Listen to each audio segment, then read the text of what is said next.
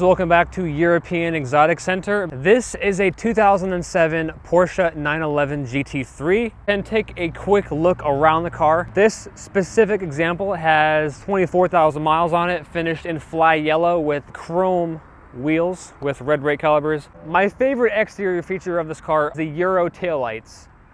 Just solid red color. I just love the way these look.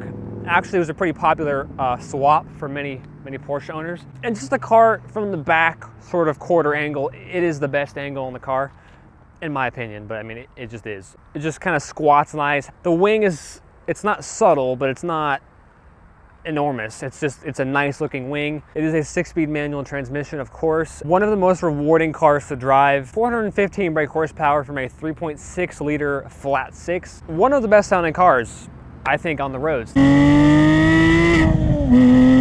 So have it here for a couple of hours. Gonna take it out for a drive and see how it is 15 years later, but also why so many car enthusiasts and Porsche enthusiasts in general believe this is one of the greatest Porsches ever made, and also just one of the greatest driver's cars ever made. So we're gonna find out, and it's getting very bright. In the GT3, man, this car sounds good. Revs very quickly. Downshifting is quite easy. Just wind it out. 0 to 60 happens in 3.9 seconds. Top speed is actually 193. It has a rear-engined 3.6 liter flat six that is an absolute symphony, as many Porsches are, as pretty much all the GT3 models are.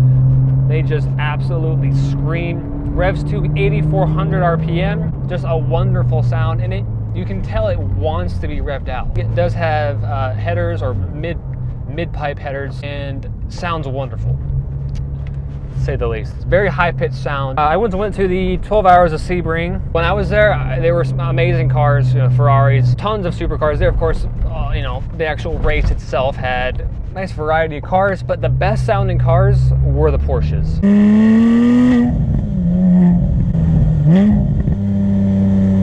They just scream in a way that other cars don't.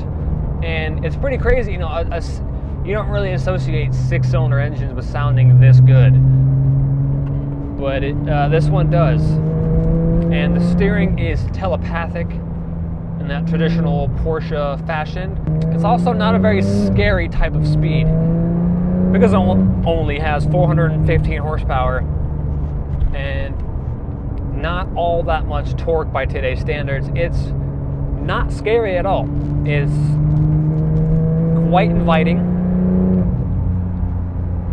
and you can just slap it in fourth. Probably a gear too high, obviously, for where I am now, but you can just kind of enjoy the noise with your foot planted in the floor and just enjoy that sensation, the visceral experience that this car has, which is why it is one of the greatest driver's cars of all time.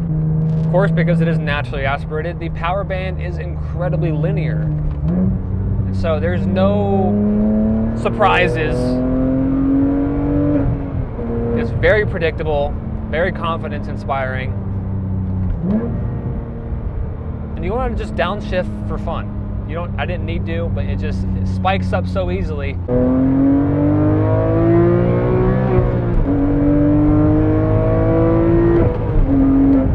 You're not going insane speeds where you're going to have to immediately hit the brake after you accelerate.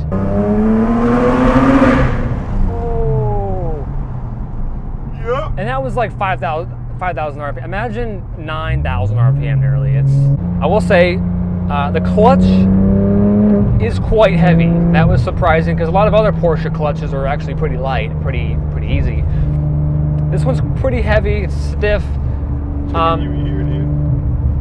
What? This car is rear-wheel drive. Still, though, it's not, as I said, very intimidating. Of course, the GT3 being the more sort of track-focused, sportier driving experience over a traditional 911, not having that same crazy surge of power that a Turbo S has.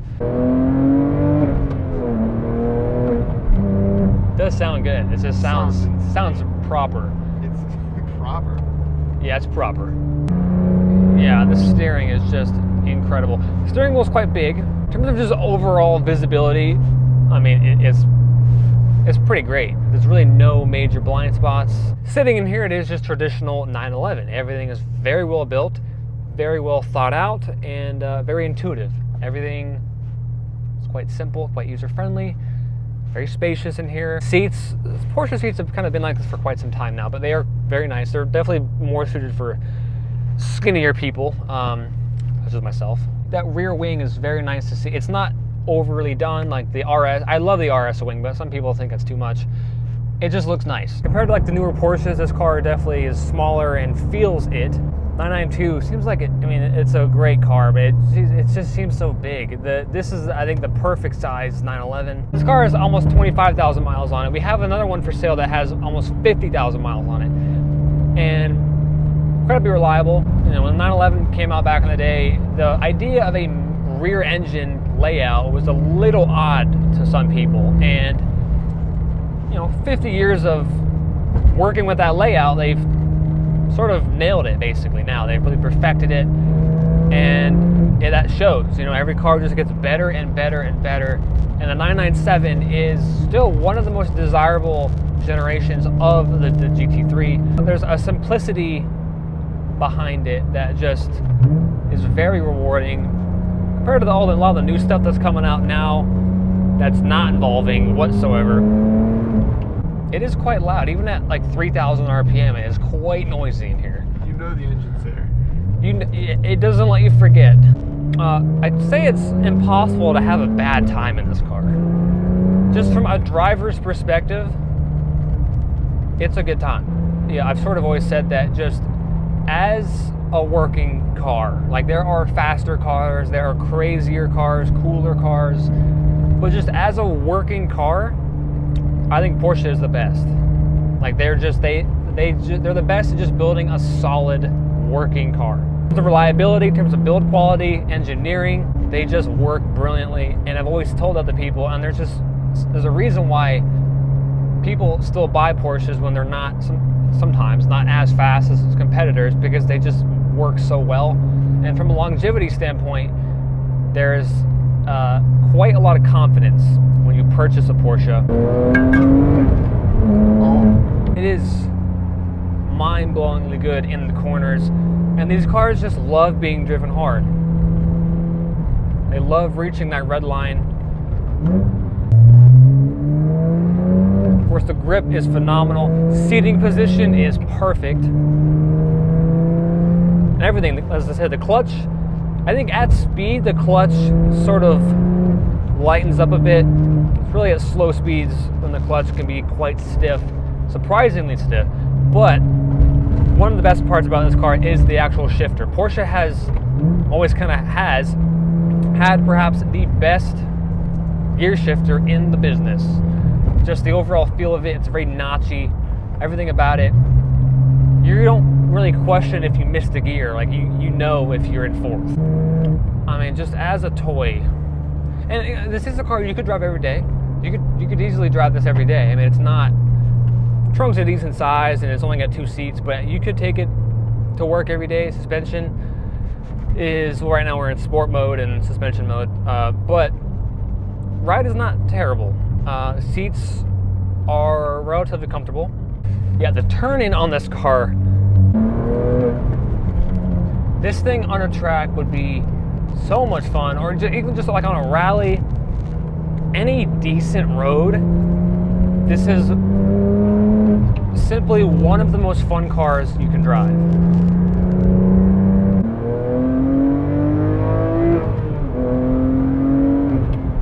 Even the 991s, when those came out, when the 991 generation came out, it was not available with a manual transmission, which of course made everyone want one of these. And eventually they ended up having a manual transmission, and you would have thought, oh, maybe these are just going to kind of tank, but they haven't.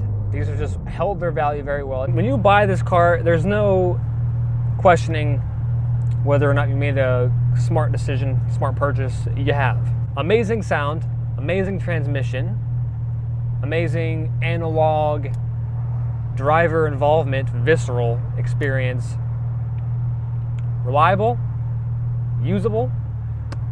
It's one of the best driver's cars ever made.